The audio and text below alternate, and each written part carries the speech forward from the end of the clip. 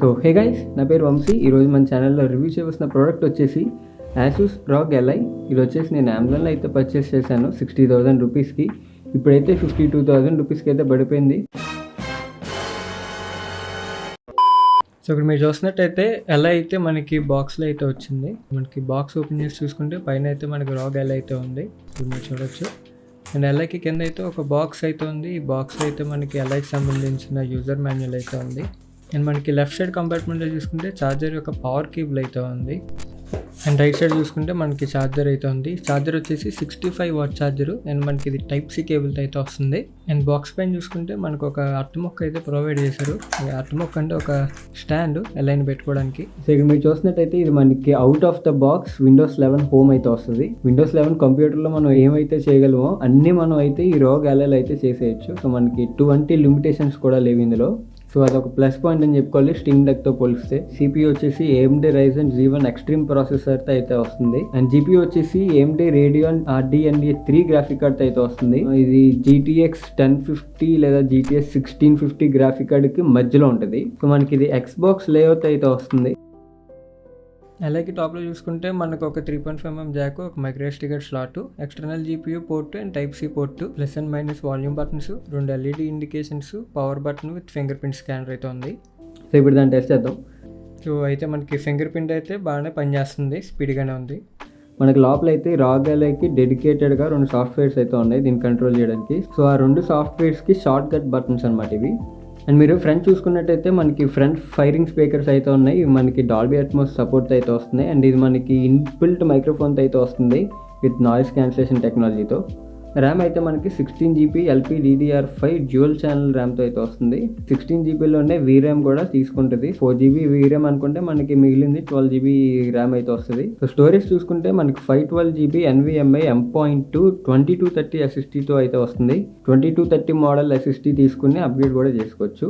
లేదంటే మనం వీళ్ళు ప్రొవైడ్ చేసిన మైక్రో SD స్లాట్లో SD కార్డ్ వేసుకుని మన స్టోరేజ్ అయితే ఎక్స్పాండ్ అయితే చేసుకోవచ్చు. అండ్ మనకి డివైస్ పైన చూసుకుంటే 2 ఎగ్జాస్ట్ ఫ్యాన్స్ అయితే ఉన్నాయి. ఫ్యాన్స్ వచ్చేసి అసలు నాయిస్ అయితే చాలా తక్కువ. ఈ ఎగ్జాస్ట్ ఫ్యాన్ దగ్గర ఈ మైక్రో SD స్లాట్ ఉండడం వల్ల మనకి ఇదైతే వేడెక్కేసి ఈ SD కార్డ్ అనేది పోతుందని చెప్పేసి అయితే నేను నెట్లో కొన్ని కంప్లైంట్స్ అయితే చూశాను. దీని డిస్ప్లే సైజ్ చూసుకుంటే 7" డిస్ప్లేతో అయితే వస్తుంది. And 1920x1080p resolution. అండ్ ఇది IPS గ్లాసీ డిస్ప్లే. మనకి రీఫ్రెష్ రేట్ చూసుకుంటే 120 Hzతో అయితే వస్తుంది. అండ్ బ్రైట్నెస్ వచ్చేసి 500 nits. బయట ఆడితే కనుక ఈ డిస్ప్లేలో గేమ్స్ కన్నా మన మొఖం మనకే ఎక్కువ కనబడుతుంది. చాలా గ్లాసీ డిస్ప్లే, చాలా గ్లాసీ డిస్ప్లే ఇది. నేను ఆల్రెడీ టెంపర్ గ్లాస్ వేసాను, ఇంకా గ్లాసీనెస్ పెంచుతుంది టెంపర్ గ్లాస్ వేసిన వల్ల. అంటే ఇంకా వర్స్ట్ అయిపోయింది. అండ్ ఈ డివైస్ అయితే గేమ్స్ ఆడుతున్నప్పుడు చాలా విపరీతంగా వేడెక్కేస్తుంది. ఈ వేడంతా కూడా ఓన్లీ డిస్ప్లే మీద ఉంది, మనకి డివైస్ మీద ఎక్కడో కూడా నేను అంత వేడిగా అయితే నోటీస్ చేయలేదు. సో మనకి గేమ్స్ ఆడుతున్నప్పుడు అయితే మనకు అంత ఇబ్బందిగా అయితే ఉండదు, ఎందుకంటే మనం డిస్ప్లే ముట్టుకోం కదా ఆడుతున్నప్పుడు. ఒకసారి మనం కమాండ్ సెంటర్ అని చూసుకున్నట్టయితే మనకి పైన అయితే ఆపరేటింగ్ మోడ్ అయితే ఉంది. అది ఒకసారి క్లిక్ చేస్తే మనకి అలా ఆటోమేటిక్గా 10, 15 and 25 వాట్ టర్బో మోడ్ అయితే ఆప్షన్స్ అయితే ఇచ్చారు. ఛార్జింగ్ పెడితేనే మనకి 30 వాట్ మోడ్ అనేది అన్లాక్ అవుతుంది. అండ్ ఈ ఆపరేటింగ్ మోడ్స్లో మనం మాన్యువల్గా కూడా క్రియేట్ చేసుకోవచ్చు. లీస్ట్ వచ్చేసి 7 వాట్, మ్యాక్స్ వచ్చేసి 30 వాట్స్ వరకు మనం ఏదైనా సరే ఏ వాటేజ్ అయినా మనం మాన్యువల్గా క్రియేట్ చేసుకోవచ్చు.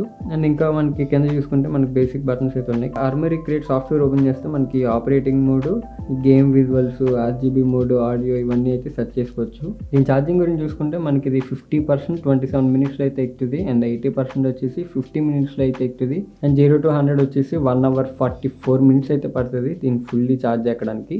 ROG Allyకి నేనైతే ఈ 2 యాక్సెసరీస్ అయితే ఖచ్చితంగా రికమెండ్ చేస్తాను, 100% కూడా. అందులో ఫస్ట్ మెయిన్ ప్రైమరీ థింగ్ వచ్చేసి దీంట్లో బ్యాటరీ లైఫ్ వర్స్ట్గా ఉంటుంది. అంటే వర్స్ట్ అంటే మరీ వర్స్ట్ కాదు.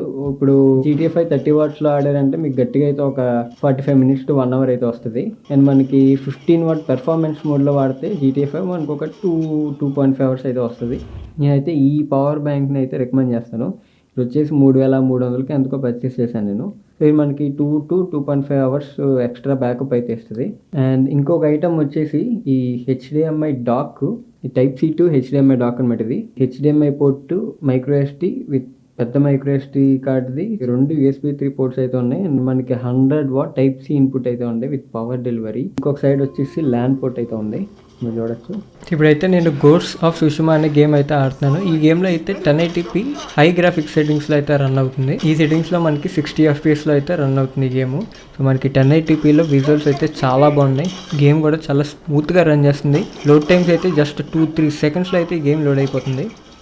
అండ్ GTA 5 చూసుకుంటే 1080p హై గ్రాఫిక్స్లో MSA ఆఫ్, అడ్వాన్స్డ్ గ్రాఫిక్స్ అన్నీ ఆఫ్లో ఉన్నాయి. సో ఈ సెట్టింగ్స్లో అయితే నాకు 60 FPS అయితే వస్తుంది. అండ్ మళ్ళీ గ్రాఫిక్ మోడ్ అయితే ఇన్స్టాల్ అయ్యి ఉంది, న్యాచురల్ విజన్ రీమాస్టర్డ్ అనే గ్రాఫిక్స్ మోడ్.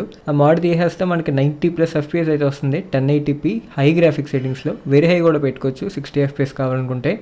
అండ్ మనకి మార్వెల్ స్పైడర్మ్యాన్ గేమ్లో అయితే 900p రెజల్యూషన్లో అయితే రన్ అవుతుంది హై టు మీడియం గ్రాఫిక్స్ సెట్టింగ్స్లో.